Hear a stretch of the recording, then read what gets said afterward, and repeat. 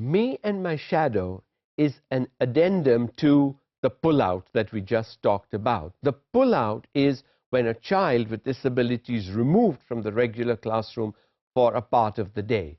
Me and my shadow is when the child spends the entire school day with one adult alone. So only two people, and that's why this is known as me and my shadow. Is having an adult consistently for the entire school day making the student more dependent on this one individual? In reality, it is, because the child has no one else to talk to. The child has nobody of his or her age group. This adult depends whether the adult is friendly, initiative taking, interesting, wants to make conversation with this child. Who is the child supposed to communicate with? Nobody, and therefore, generally what you see in a one-on-one setting is the child asks no questions, the child is quiet. Only when the teacher sees the child not doing what he or she should be doing does the teacher intervene. The child hesitates and lacks the confidence to ask for help from an adult.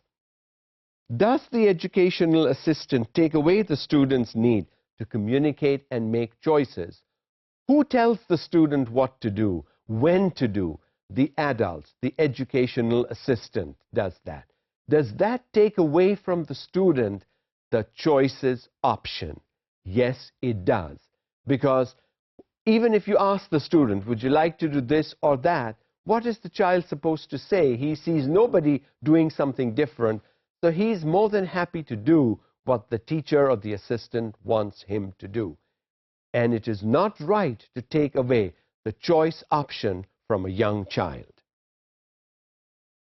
Does having an educational assistant there make peers less likely to interact with the student? Is the student ever alone with the peers?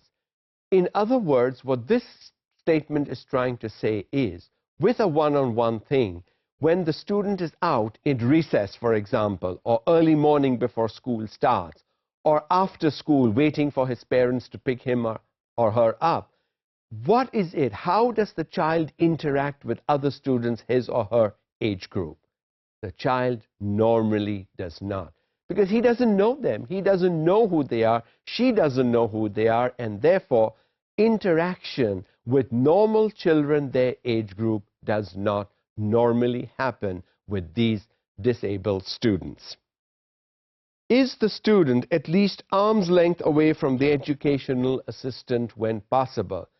Sometimes, depending on the disability or the severity of the handicap, the teaching assistant may be absolutely close next to the child.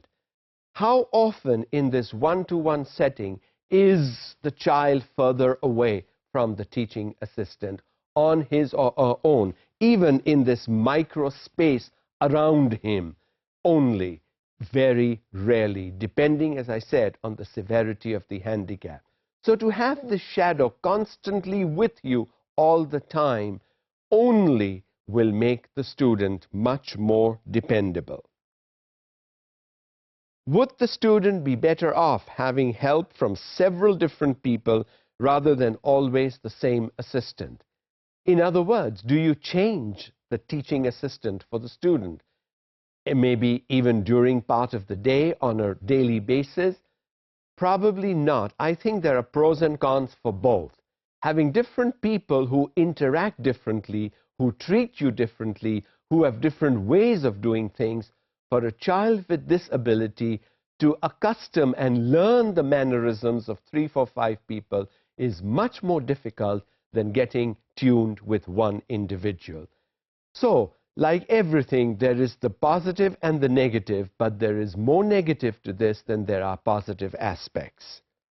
Don't glue an adult to every student every minute. And these are students with disabilities. They need to be left alone. You need to see for 10, 15, 20 minutes when you leave the student alone, what is the student doing? Observe from a distance. Check out. You don't need to be right there next to the child all the time during this one-to-one time you spend with the child.